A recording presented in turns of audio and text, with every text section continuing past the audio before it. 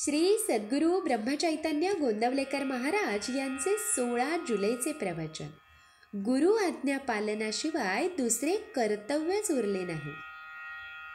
परमात्म्याकडे जाण्याचे अनेक मार्ग आहेत. आपल्या गुरूंनी जो राजमार्ग दाखविला त्यानेच जावे. मध्येच दुसरा मार्ग घेतला तर पल्ला कधीच गाठायचा नाही. एका वैद्याचे औषध सोडून दुसऱ्याचे घेतले तर पहिल्या वैद्याची जबाबदारी संपली. तरीही मी माझ्या माणसाला सोडित नाही ही गोष्ट निराळी.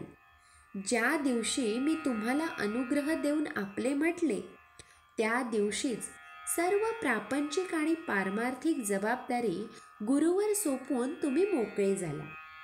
गुरु आज्ञा पालनाशिवाय तुम्हाला दुसरे कर्तव्यच उरले नाही. पण तुम्हाला असे वाटते कुठे? विष हे आमटीत घातले काय किंवा भाजीत घातले काय, दोन्ही त्याज्यच. त्याप्रमाणे अभिमान व्यवहारात असला काय किंवा पारमार्थिक साधनात असला काय, दोन्ही त्याज्यच. मी कोण हे आधी जाणले पाहिजे. परमात्मा कोण ते मग आपोआपच कळते. दोघांचेही स्वरूप एकच आहे, म्हणजे दोघेही एकच आहे. परमात्मा निर्गुण आहे आणि तो जाणण्यासाठी आपणही निर्गुण असायला पाहिजे. म्हणून आपण देहबुद्धी सोडली पाहिजे. कोणतीही गोष्ट आपण जाणतो म्हणजे आपल्याला त्या वस्तूशी तदाकार व्हावे लागते. त्याखेरीज जाणणेच होत नाही.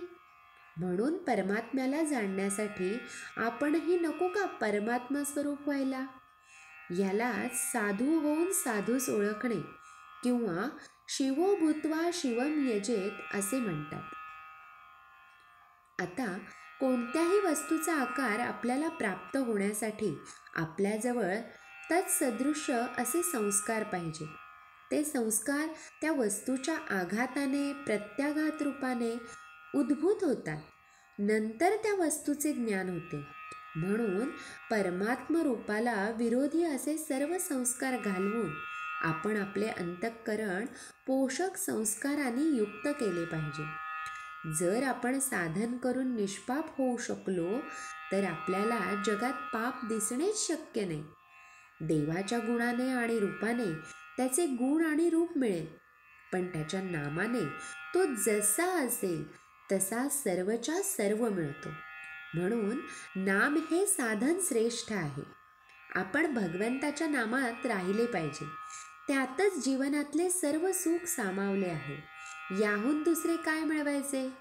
मी सुखाचा शोध केला आणि ते मला सापडले, म्हणून मी तुम्हाला त्याचा निश्चित मार्ग सांगेन. तो मार्ग म्हणजे भगवंताचे अनुसंधान होय. मी अत्यंत समाधानी आहे, तसेच तुम्ही समाधानी राहा. जे मी सुरुवातीला सांगितले तेच मी शेवटी सांगतो.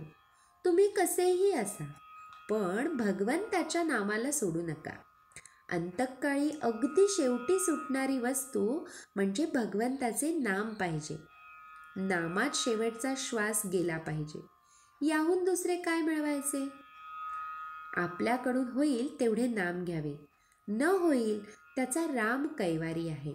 श्री सद्गुरू ब्रह्मचैतन्य गोंदवलेकर महाराज की जय. श्रीराम समर्थ. जय जय रघुवीर समर्थ.